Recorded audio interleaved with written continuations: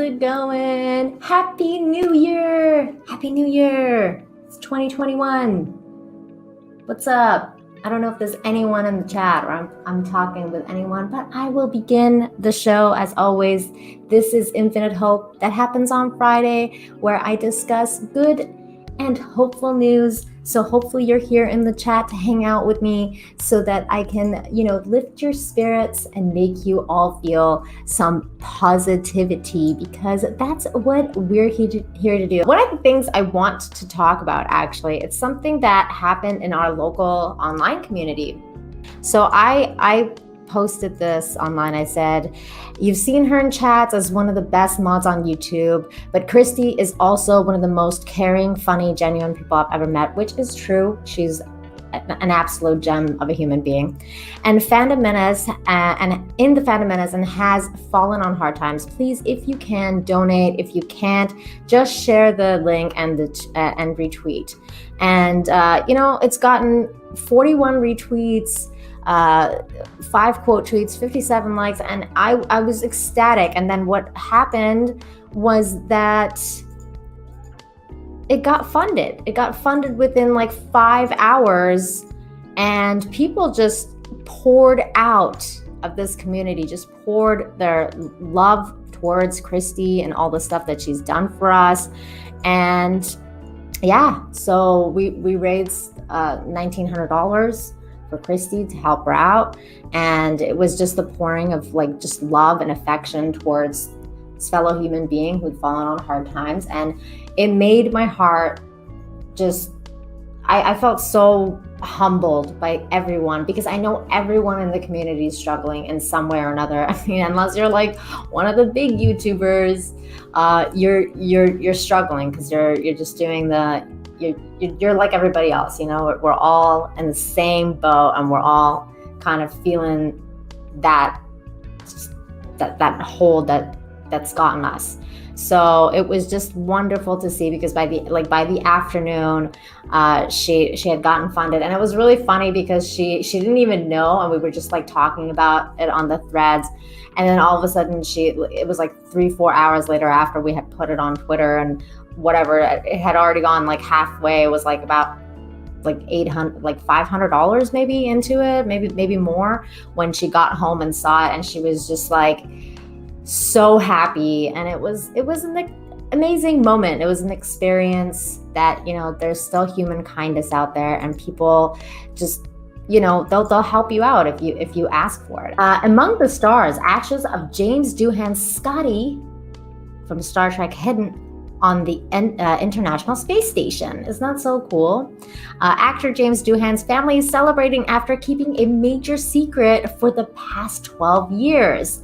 The late Doohan, who famously portrayed Chief Engineer Montgomery Scott on the original TV series Star Trek, had his ashes smuggled aboard the International Space Station, where they fittingly, I can read, float in space today. I have been keeping this secret for the past 12 years, Chris Doohan, one of the sons of the Star Trek actor, wrote on Twitter, adding a link to December 25th article from the Times of London that revealed the secret. The Starship Enterprise engineer has traveled nearly 1.7 billion miles through space, orbiting Earth more than 70,000 times after his ashes were hidden secretly on the ISS. How cool is that? And there's Scotty there. Gary floated another into space. The third is under the cladding on the floor of the space station's Columbus module, where he hid in 2008. As far as I know, no one has ever seen it there, and no one has moved it, Gary had said. James Doohan got his resting place among the stars. That's so cool, you guys. I mean, this warmed my heart. Says a homeless man rescued all the animals at a shelter after it caught on fire. There he is with the doggy. Oh, look at the doggy. So cute. A homeless man risked his life to save several cats and dogs trapped in an Atlanta animal shelter after it caught fire, the facility's founder said. Keith Walker, 53, rushed into the W Underdogs shelter on December 18th after a fire engulfed its kitchen. I was nervous as hell. I'm not going to lie. I was really scared to go in there with all that smoke, but God put me there to save those animals, Walker told CNN. If you love a dog, you can love anyone in the world. My dog is my best friend, and I wouldn't be here without him, so I knew I had to save all those other dogs.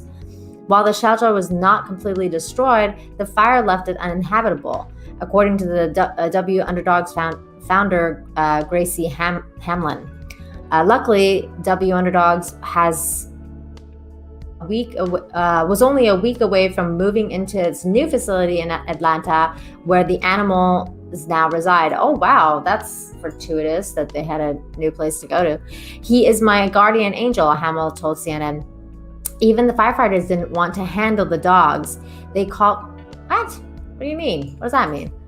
They called animal control, but Keith was already in the building pulling out the cats and dogs until they were all safe. What? That's so weird. Like, I don't understand that. Why would the firefighters not want to handle the dogs? Because they're like afraid to get bit or something? Like, I don't understand that. Aren't firefighters supposed to like rescue like anybody like that's in a burning building? Like, I don't get that, but that's not very hopeful about the firefighters. But thankfully, this homeless man was there and decided to do the firefighters' job and get in there. Like, can you imagine? Like, firefighters are like, we're on the phone with animal control. Like, instead of going to do their job. There's a picture of the building being completely burned. That's really sad. But so W Underdogs shelter after the fire. Hamlin previously knew Walker, who has been homeless since he was 13 years old because she lets him keep his dog, a pit bull named Bravo, at the shelter every night. Aw, this is probably Bravo, you guys. That's so cute. Walker was on his way to pick up Bravo and take him for a walk when he saw the fire. He was able to rescue all the animals, 6 dogs and 10 cats. Oh, the kitties too. I can't thank him enough for saving my animals, Hamlin said. I'm still in disbelief because I've been around a fire and I know how fast they flare up. He is my hero. Well, he definitely is that. This dude is a hero. More than these firefighters have, like, I'm in shock about the firefighters being like, let us phone the what? Like what? What are you talking about? Chris says, great stories. I wish he would have seen me play Scotty on Star Trek continues. That is so sweet. I wish he could have too. That is so sweet. I know. That's sad. That's sad.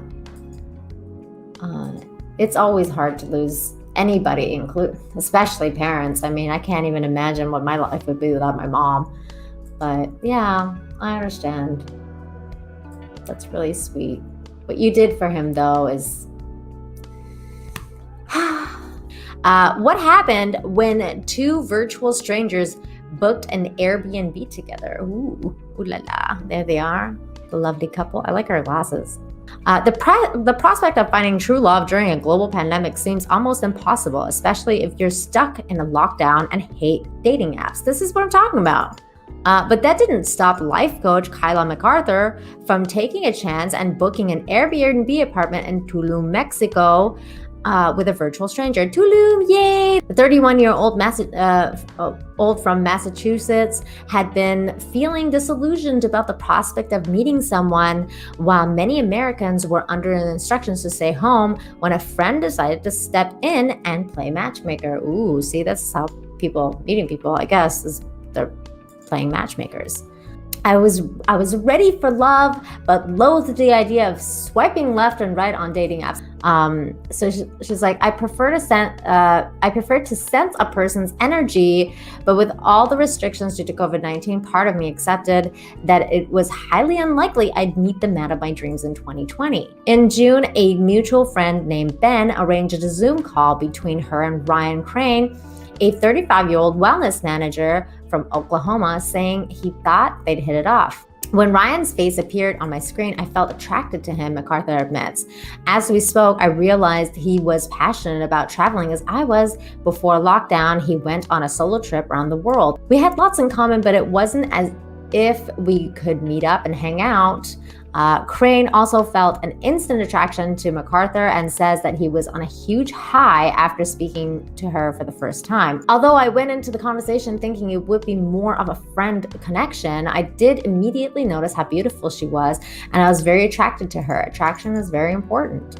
When Crane mentioned that he was thinking of traveling down to Mexico, where air travel to and from the United States was permitted in the coming weeks, MacArthur was keen to go as well. A few weeks later, when both of us were fed up with being home, we decided to go together, she explains. Although they knew it was a gamble, the pair decided to throw caution to the wind and book a 2-bedroom Airbnb property at the coastal town of Tulum, based in the Caribbean coastline of Mexico's Yucatan Peninsula, for 1 month. And she says, I smiled because Ryan and I have overcome quite a few obstacles. We've both committed to building a future together. I truly feel like I found my person. Crane says he feels the same way and is hugely thankful that they opted to book the Airbnb over the summer. Kyla has helped me to be more open, vulnerable, and authentic, and I'm so grateful we took this chance together, he says. And this was a cute story. I like that they made the best of it, and I liked what they did. I thought that was really cool. Medieval effigy found hidden beneath English church pipe organ. The newly restored carving is the oldest alabaster effigy of a priest discovered in the UK to date. And there it is. There it is. 4 years ago, Derbyshire resident Anne Heathcote received an unexpected phone call from the Church Monument Society, a London-based group dedicated to celebrating, studying, and conserving tomb carvings, both in the United Kingdom and further afield. As Heathcote tells The Observer, Donna Ferguson, the society contacted her in the hopes of learning more about the statue. They said, we know from Victorian book that recorded monuments and churches that you've got an effigy of a priest there. After confirming the record accuracy, Heathcote sent the society a photograph of the work, which had spent centuries hidden beneath the church's pipe organ. The 3,360-pound statue is the oldest alabaster effigy of a priest found in the UK to date. So yeah, that is quite amazing. I love these kind of discoveries. I will link all of these articles that I talked about in the description so you guys can check those out yourselves. So yeah, on that note, as Curtis says, Happy New Year. And to all, a good night. Thank you so much for being here, everybody. Much love to you. And since I can do these now, here's my outro.